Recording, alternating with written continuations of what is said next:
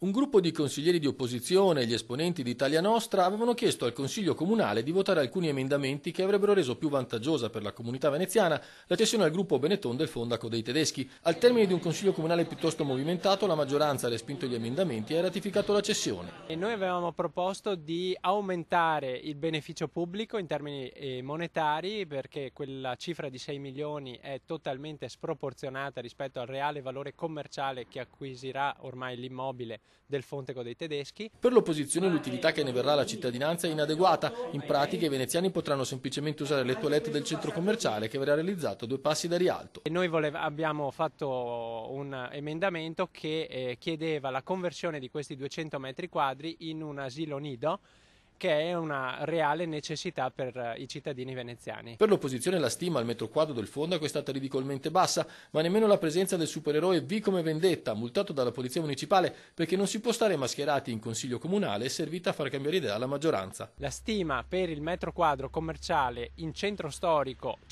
zona centralissima che è appunto Rialto, va dagli 8 ai 20.000 euro. Ebbene Cafarsetti ha preso la cifra più bassa, 8.000. Ma la vicenda è destinata a non finire qui, ora l'opposizione studierà attentamente i documenti. Per presentare eventualmente esposti e ricorsi a TAR, Corte dei Conti e Procura della Repubblica.